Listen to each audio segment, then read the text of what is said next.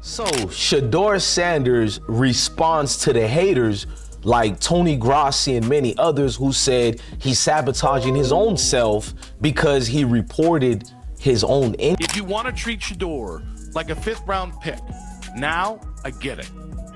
But you have to be open to that 2nd round talent being the thing that sparks your own curiosity. He's got to do it, guys. I know he's got to do it. I'm not here to say where some people just want to give him things. Nope. The Cleveland Browns just pulled off the most Cleveland move ever, faking an injury for Shedeur Sanders like it's the NFL's version of he's got homework. Yep, instead of unleashing the mic'd up maestro, they've slapped him with a mystery injury so fake it probably has an IMDb page. Is this a cover-up, a sabotage, or just the Browns being, well, the Browns? Buckle up. This rabbit hole's deeper than their playoff hopes last season. Let's dive in.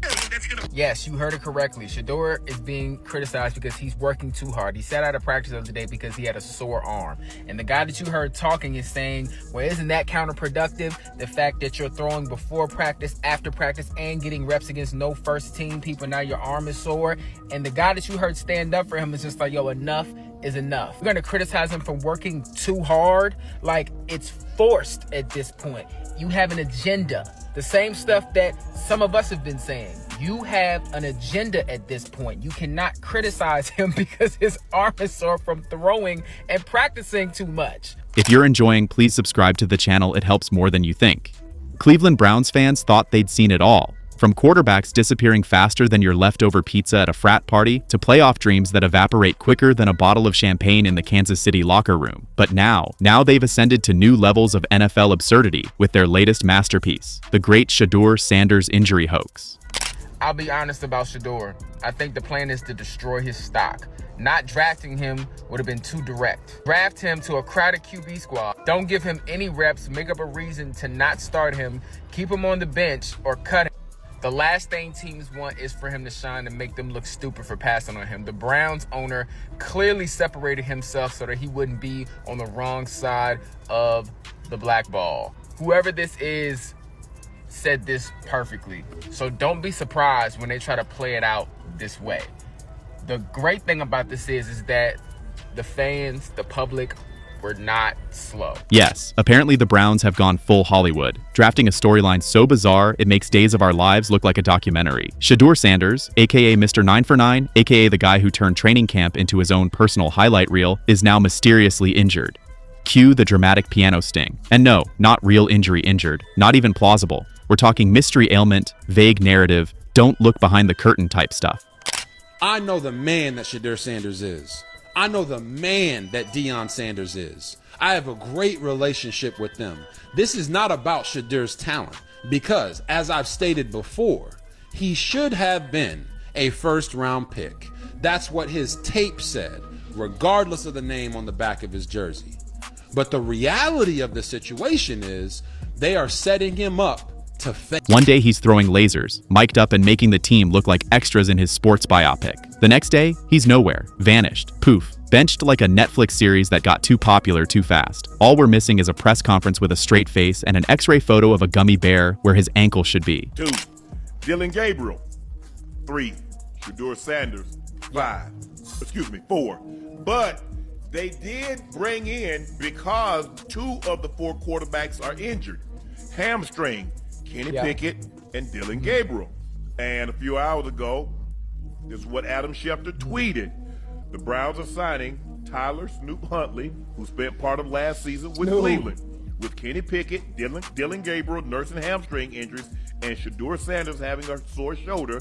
The Browns need another arm. The Browns want us to believe this is routine. Nothing to see here. Just your standard rookie setback, folks. You know, stretch too hard, blink too fast, or sneeze during drills and you're out for 6 to 8 weeks with tightness. That's the diagnosis now. Tightness. In what? The vibes? His potential? His threat to the status quo? Because let's not kid ourselves. This isn't about health. This is about fear. The kind of fear that creeps in when you realize the rookie you brought in for depth just made your veterans look like backup dancers at his MVP audition. Shedeur wasn't just good, he was disruptive. Disruptive to the fragile ecosystem the Browns have so delicately cultivated over decades of mediocrity. You can't just let a guy like that shine without consequences. Imagine being the Browns' PR team right now. They probably held a meeting like, okay guys, this kid's too good, fans are asking questions, media's circling like buzzards. We need a strategy. and someone in the back just goes, say he's injured. Boom. Genius. Award-winning spin. Next thing you know, Shedeur's rehabbing an injury no one saw happen, from a play no one remembers, during a practice no one filmed. Convenient, right? Shedeur Sanders is listed as the 4th string quarterback on the Cleveland Browns depth chart.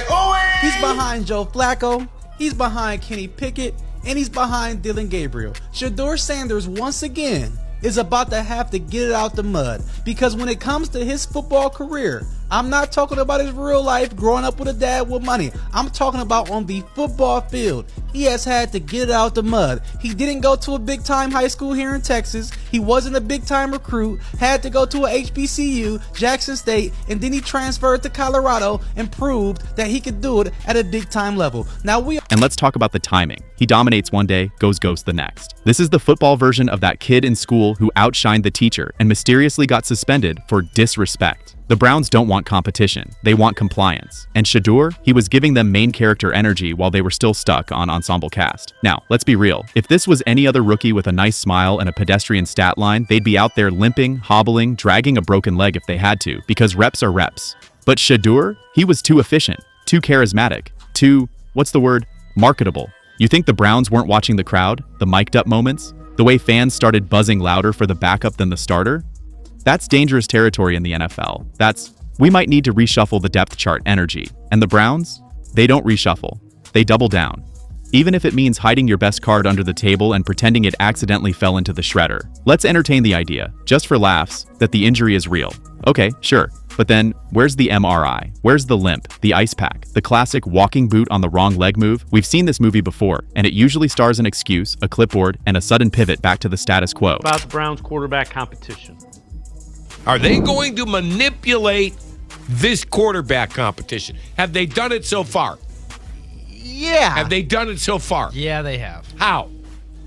Not letting my guy take reps with the ones, bringing him along slowly. Okay, there are people who believe he's got to learn the playbook or he can't handle the huddle. I think that's garbage. Okay, I do.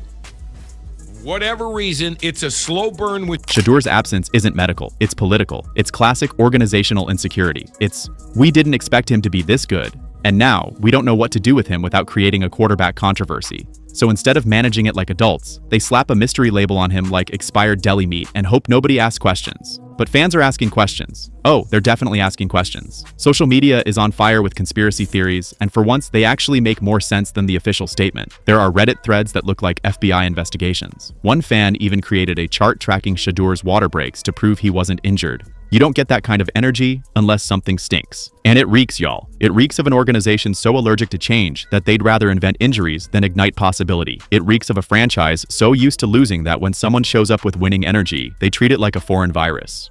Quick, isolate him before the team catches confidence. Meanwhile, Shadeur's probably sitting in a training room somewhere, 100% healthy, wondering if he just became the NFL's first DNP-CD rookie. Did not play. Conspiracy drama. The worst part? They could have just let the kid play.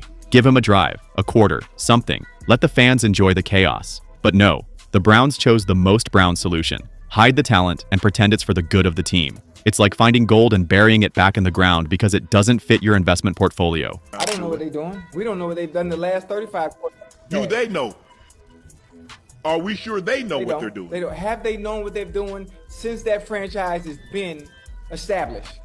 Have they figured it out yet? Because the last good quarterback, no disrespect to the quarterbacks that have played for the Cleveland Browns, the last one that has been of decency has been Bernie Kosar, if I'm not mistaken. Yeah, that's in mid-'80s, though. Mid who? Okay, Mid-'80s. well, there you go. There you go. That's no disrespect to any of the quarterbacks that have played there, but it is what it is. We talk about consistency. Have we had one for a decade that we've been able to lean on and build around? You had a couple of years. You got a couple of years of Baker, but outside of that... Oh, but wait, just you watch. Next press conference, someone will casually mention Shedeur is progressing well, with no details, no timeline, and definitely no medical documentation. Then, by the time the season starts, poof, he's back, mysteriously healed. No rehab montage, no miraculous comeback story, just quietly slid into third-string limbo where bright futures go to die. Unless, of course, someone gets injured again. What's next? They'll say Shedeur caught a cold from the turf, pulled a muscle doing interviews, sneezed too hard while signing autographs. The possibilities are endless when you've entered full fiction mode. Here's the truth they don't want to admit. Shedeur Sanders isn't just another rookie. He's a system disruptor, a walking threat to the hierarchy. The kind of player who doesn't just step into the room, he redecorates it. And the Browns? They're not ready for that kind of makeover. They're still stuck assembling IKEA leadership plans with pieces missing. So for now, they'll keep hiding him behind injury reports written in invisible ink. But the fans? They've seen the flashes, the mic'd up moments, the swagger. You can fake an injury, but you can't fake momentum. And Shedeur's? It's coming whether they like it or not, because sooner or later, the Browns are going to need him. And when they do, don't be surprised if he shows up, perfectly healthy, throws a touchdown with his left hand, and winks at the camera like he knew this script all along. They have a clip floating out here, and I'm gonna play it right now so y'all can check it out. They have a clip playing from training camp where all the quarterbacks are going through drills. They're going through their throwing drills. They're going through their steps, well, not their progression, but making sure their steps and their mechanics are good. Every other player is throwing it to a Cleveland Browns player. Bro, they show us a clip of Shedeur throwing the football for his rep, and I swear to God, it looked like he's throwing it to somebody that works at Home Depot. You can't tell me the difference between this guy right here on the screen and someone that works at Home Depot. He got the orange shirt on, he got the shorts on with a leg. And let's talk about the disrespect, the utter lack of respect that's dripping from every corner of this bizarre injury saga, starting right at the top with the league itself. The NFL, that billion-dollar machine with more cameras than the Pentagon and more rules than a Vegas casino, somehow manages to shrug and look the other way, while a rookie quarterback, who's generating hype, headlines, and actual revenue, gets shelved with a made-up ailment and a side of silence. Where's the oversight? Where's the accountability? This league can fine players $15,000 for socks that are too short, but when a potential game changer gets benched under sketchy circumstances, it's suddenly team discretion? Please. The NFL has discretion like a reality show has subtlety. This is the same league that micromanages touchdown celebrations and shoe colors, but somehow doesn't blink when a mic'd up rookie becomes a breakout star and then vanishes faster than the Pro Bowl's relevance. But it gets worse, because as much as the league is playing blindfolded hall monitor, it's the Browns who deserve a standing ovation for audacity here. Cleveland, the same franchise that has had more starting quarterbacks than some people have had birthdays, finally lucks into a young, dynamic, electric talent, and their first instinct is to hide him in the back like a cursed painting. And I think he's got a great personality, so I think he'll naturally endear himself to his teammates. But how you really endear yourself to your teammates are work harder than everyone, know the playbook better than everyone, execute better than everyone, be the most physically talented quarterback or somewhere in that conversation. Shedeur has that opportunity. And if he doesn't, and the Browns stick to this idea of the things that they allowed to tamp down the Shedeur hype into camp, into the regular season, if he's doing everything that matters and you still treat him like a fifth-round pick, then at some point on a team with really just not great quarterback options, they're treating Shedeur like he's a viral TikTok they don't know how to explain to ownership. The vibes are too high, the cameras love him too much, the mic'd up moments are going viral too quickly, the fans are too excited. And you know what happens in Cleveland when excitement creeps in uninvited? They slam the panic button and go straight to invisible ankle sprain. Because this isn't about development or injury prevention. This is about control. It's about a franchise that has spent so many years normalizing mediocrity that anything resembling stardom feels like a threat. Shedeur didn't just show up to play ball. He showed up with charisma, confidence, and, God forbid, a personality. He's pulling fans. He's moving jerseys. He's shifting vibes. And let's face it, Cleveland doesn't do well with good vibes. They're used to being overlooked, underestimated, and underwhelming. So when a kid walks in with swagger and style, making plays and turning heads, the organization doesn't think, we've got our guy. They think, how do we hide this before it disrupts the ecosystem? And let's talk about those jersey sales, because Shedeur isn't just bringing talent, he's bringing cash. You know that green stuff franchises are supposedly obsessed with? Suddenly people are buying Browns gear voluntarily. Not just the long-suffering fans who treat pain like a personality trait, but new fans, young fans, people who see Shedeur and go, okay, maybe Cleveland doesn't suck. That's not just rare, that's unprecedented. We fully understand what the play is. Remember, this is the same owner that gave a fully guaranteed $250 million contract to Deshaun Watson, which is probably going to go down as one of the worst signees ever. Not because of Deshaun Watson's play, but because he got hurt immediately afterwards, and they're pretty much not going to get any of that money back or really see any value of it. So immediately he's done with taking chances on, obviously, you know what. But We all know what's going to happen with this situation if they do not start him. So So naturally, what do the Browns do with this marketing miracle? They stash him on the injured list like he's a liability. Because the logic here is somehow, he's making us relevant. Quick, hide him. Only in Cleveland does success read like a red flag. It's almost poetic. You'd think the team would be overjoyed. Sponsors perked up, merch flying off shelves, preseason games suddenly looking like actual events. But instead of riding the wave, they're trying to unplug the ocean. But Shedeur is volume. He's high definition surround sound energy, and that's dangerous for a franchise that's made low expectations its love language. It's as if they wanted a rookie quarterback, but not one with main character syndrome, not one who walks into training camp and becomes the storyline. They wanted a development project, a background actor, someone who quietly nodded and ran scout team reps until further notice. Instead, they got a headline generator who came with his own soundtrack and social media army. Bro, I told y'all this wasn't gonna be a good look. If the owner come out, Jimmy Haslam, whatever his name is, if the owner come out and tells you, yeah, we never had our hopes to pick him. If I would have told you Saturday morning we was gonna pick him by Friday, before that, nobody knew we was gonna pick him. But that's not my call. What? You gonna say this out loud after he already having a hard time dealing with all this, and nobody know who gonna start? There's no certainty right now. He gonna say that?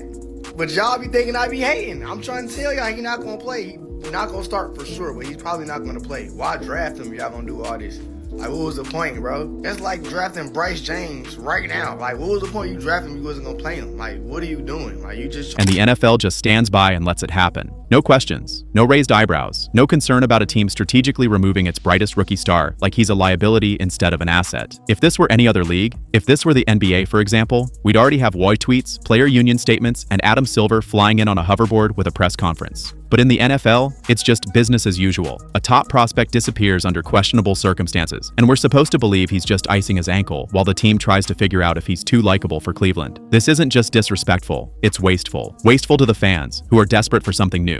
Wasteful to the media, who are dying to cover a story that doesn't involve legal drama or botched play calling. You can feel the shift. You can measure the clicks, the views, the mentions, the sold-out gear. And still, the Browns treat him like a PR crisis, like he's an overdue bill they don't want to open. I just also wonder if he sees, why would I push through this when I'm buried on the depth chart? Like, if he was the number one, if he was the starter, QB1, do you think he'd still be out there with a sore arm? God, I hope not. I mean, that would be even more important for him to tell. Yeah, he makes smart decisions. Trust me, Shedeur Sanders knows when to push the envelope and when not to. And if you are a quarterback, why would you push through something that is a part of your job? Being able to throw the ball is a mainstay in being a quarterback. You can't be... The irony? Shadeur is exactly what the league says it wants. Young, talented, confident, engaging, and selling tickets. But instead of celebrating him, they're enabling his exile. The Browns get away with this corporate ghosting, and the league acts like it didn't see a thing. They have to admit that maybe, just maybe, the Browns are so allergic to success that they've mistaken a franchise savior for a locker room distraction. And deep down, maybe that's the real fear. Not that Shedeur might struggle, but that he won't. That he'll succeed too quickly. That he'll expose the flawed systems. That he'll raise expectations. That he'll become so big, the Browns won't be able to control him anymore. And if there's one thing this league hates more than loud rookies, it's rookies who are right.